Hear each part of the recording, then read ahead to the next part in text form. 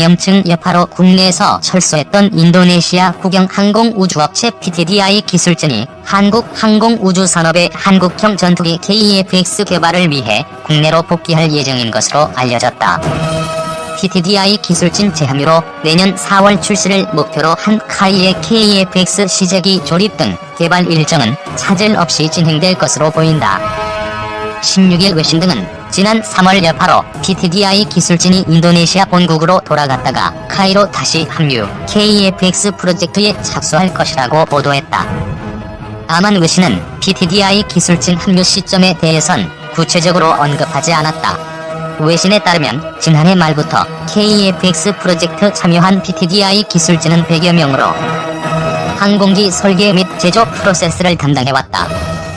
대한민국의 차세대 한국형 전투기 KEFX 사업은 한국항공우주산업에서 주도하며 인도네시아가 개발에 참여하여 총 개발비 8조 8천억 원 중 20%에 해당하는 1조 7천억 원을 분담하여 KEFX 120기, IFX 50기를 생산하는 초대형 무기 개발 사업입니다. 2021년 4월 나올 시제기 8대 중 1대는 인도네시아의 IFX라는 이름으로 인도가 되며 각종 전투기 개발 기술 자료를 이전해주기로 되어 있습니다. 지난 3월 인도네시아 국영항공우주업체 PTDI의 개발진 100여 명은 팬데믹을 이유로 국내에서 철수하였으며 분담금 1조 2천억 중 2천억 원만을 지급하며 비협조적인 태도로 일관을 하였습니다. 현재 전면 재협상을 요구하며 유럽에 전투기를 도입한다는 등의 언론 플레이를 하고 자국의 현물로 지급을 한다는 방안과 자국에서 생산하는 CN-235 수송기로 지급을 하겠다는 비협력적인 태도를 취하고 있습니다. 이러한 태도는 KEFX 개발의 주체인 한국항공우주산업에도 부담으로 다가오고 있습니다. 하지만 내년으로 예정된 시제기의 개발은 차질 없이 진행이 된다는 한국항공우주산업의 강한 의지가 있어서 한국형 전투기 사업은 차질 없이 진행이 되고 있습니다. 인도네시아는 현재 한국형 차세대 전투기 KEFX 사업의 결실만을 바라고 거기에 따라오는 각종 기술 자료만을 이전받으려 하는 태도를 보이고 있습니다. 전투기 양산 대수에서 규모의 경제를 이루기 위해서는 인도네시아의 생산 물량 50대 확보도 매우 중요합니다. 하지만 과정에 참여를 게을리하고 비협조적인 태도로 일관을 하는 인도네시아의 태도는 분명 문제가 있어 보입니다. 실제로 인도네시아의 국방 예산은 한화 10조 7천억 원으로 작년에 비해서 늘어나고 있습니다. 자금을 문제로 분담금을 지급하지 않고 현물로 지급을 한다는 방안과 재협상을 요구하는 데에는 다른 계산이 있어 보인다는 것이 전문가들의 의견입니다. 외신에서도 이번 PTDI 연구진의 재참여는 KEFX가 예상외의 성공적인 진행을 배경으로 하고 있다며 인도네시아의 분담금 지급 노력을 고집고 있다고 전했습니다. 조속히 인도네시아의 분담금 납부가 현실화되어야 할 것이며 그에 따른 노력을 보여야 할 것입니다. 한국형 차세대 전투기 KEFX 사업의 인도네시아 분담금 납부 이슈. 한국형 차세대 전투기 사업 KEFX 사업이 얼마 전 최종 조립 영상을 공개하면서 관심이 뜨겁습니다. 그동안 정말 말도 많고 탈도 많았으며 올해는 AESA 레이더 시제기 공개와 벌크헤드, 엔진 입고 등등 많은 진전을 이루어냈습니다. 이번 최종 조립이 완료가 되면 내년인 2021년 4월경 공개가 되어 총 6대의 시제기가 생산이 된다는 계획입니다.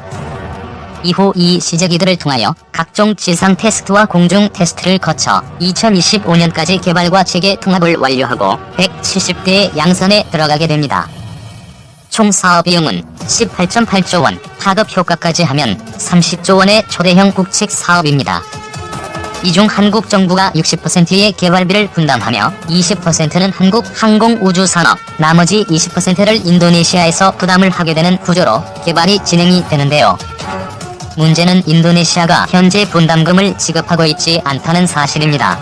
올해 초까지만 해도 다른 기종의 전투기를 도입하겠다, 100% 핵심 기술 이전과 판매권 등을 요구하며 억지를 부려왔던 것이 사실입니다.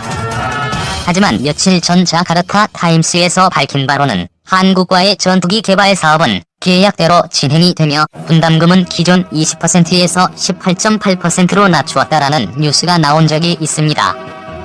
지금까지 비협조적인 태도로 일관하던 인도네시아가 갑자기 협상을 하며 분담금 약 5천억 원을 지급한다는 내용을 골자로 하고 있는 이 뉴스는 KEFX 통째 대조립 뉴스.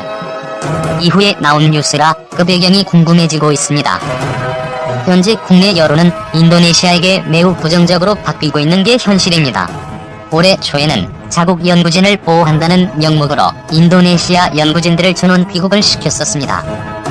이럼에도 불구하고 한국은 인도네시아와의 전투기 개발을 이어가고 있습니다. 이 배경에는 인도네시아 생산분 50대가 매우 크게 작용하고 있는 듯합니다. 전투기는 통상 개발을 하여 손익분기를 넘기 위해서는 많은 수량의 생산이 필요합니다. 개발을 완료하고 생산이 매우 소량으로 그친다면 생산 라인을 유지하기가 매우 어려울 뿐 아니라 개별 기체의 가격이 복등하는 상황으로 이어질 수 있다는 게 전문가들의 관측입니다. 현재 KEFX의 한국 예상 생산량은 120여 대가량으로 이에 약 40%에 해당하는 것이 인도네시아의 생산분이 되게 되므로 무시할 수 없는 기체수입니다. KEFX는 2030년대까지 공군의 노후기를 대체하는 것만으로도 200대 이상의 수요가 있다고 합니다. 생산 대수가 높아져 기체의 개별 가격이 내려간다면 해외 국가들의 관심이 높아질 것이며 현재 4.5세대급에서는 가장 최신 기종인 KEFX에 관심을 가지는 국가가 많아질 것은 예측 가능한 일입니다. 아직 구체적인 납부 계획은 밝히지 않았으나 현재는 인도네시아의 성실한 협조가 필요한 단계이며 분담금 납부 또한 조속히 이루어져 개발 파트너로서 실추된 신뢰를 다시 세워야 할 것입니다. 어느덧 내년으로 다가온 한국형 전투기 KEFX가 명품 전투기로 세상에 나오기를 바라봅니다. 미래 한국 스텔스 전투기 정리 KEFX 사업. 공군의 원대한 국산 전투기 개발 계획은 90년대부터 시작되었다. 그 당시 삼성항공이 KF-16을 조립 생산해서 자신감이 붙었는지 공군과의 콜라보로 미래 먹거리를 창조했다는 썰이 있다.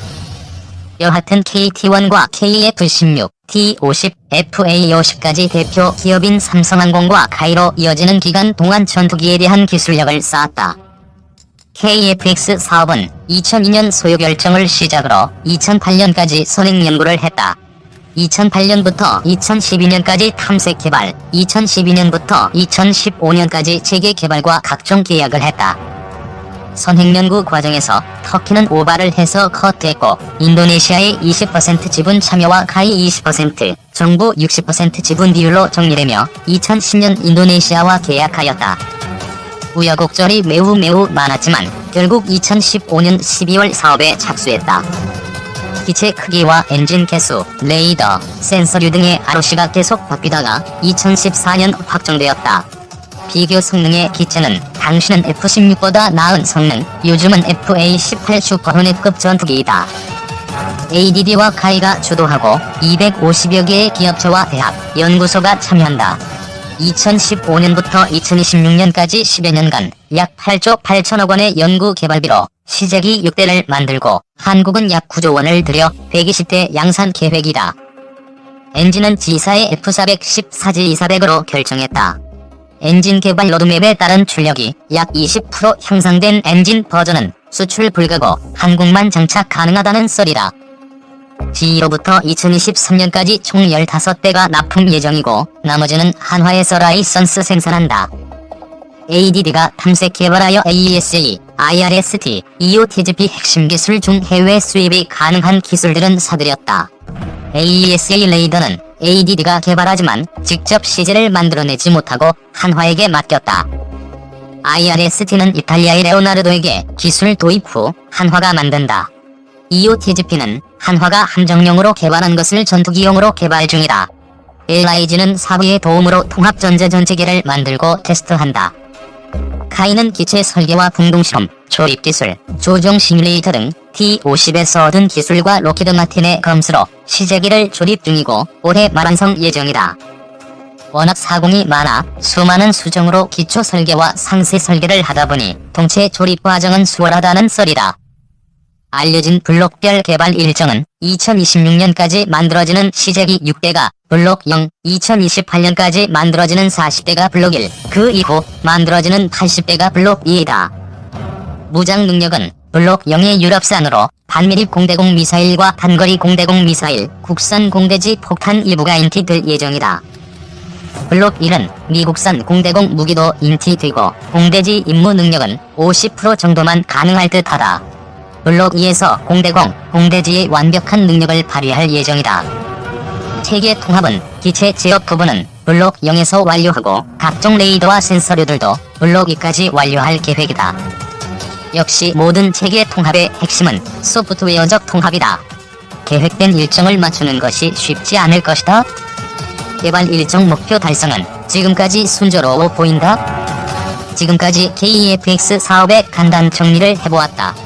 역시 항공 덕후들과 공군 밀매들이 많고 워낙 시끄러웠던 국방 사업이라 국민들도 관심이 많아서 인터넷에 수많은 정보들이 있었다.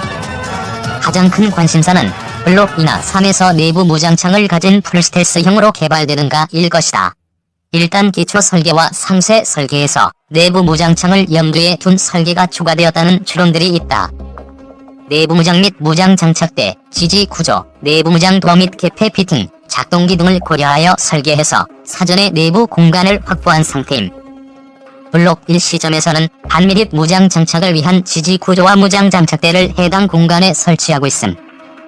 내부 무장창 적용 시에는 블록 1에서 적용했던 반미립 무장 장착대랑 지지 구조를 제거하고 한 통을 6열에서 4열로 줄이고 확보된 우측 공간에 LRU와 배선을 재배치하는 기조를 적용함.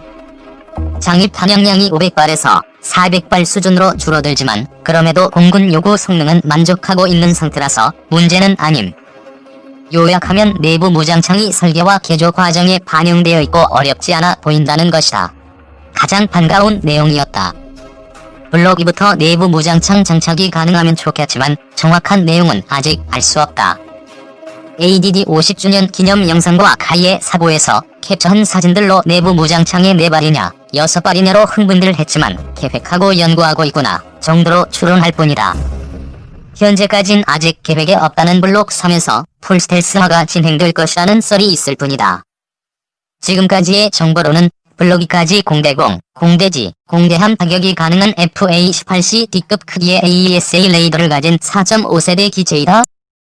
또 하나의 흥미로운 썰은 안승범 기자의 멘트이다. 유튜브 밀리터리에서 언급한 현대중공업과 카이의 협업 계약이다. 현중의 주도로 컨설팅 계약이 이루어졌고 그 내용은 알 수 없으나 KEFX 함재기 관련이 아닐까 하는 추측성 발언이었다. 경항모에 대한 썰들도 다양한 지금, 미래 여러가지 가능성을 가지고 연구 개발 중이라는 것을 추측할 수 있다. 앞으로 미래 전투기 개발 사업을 확정하고 추진할 만한 국가는 미국과 유럽, 러시아, 중국, 인도, 일본 정도이다. 냉전 시대에서 글로벌 시대로 바뀐 20세기와 중국의 부흥과 유럽, 일본의 노쇠화, 미국의 경제 문제가 갈수록 커지는 지금 시대에도 전투기 개발은 강대국들의 전유물이다.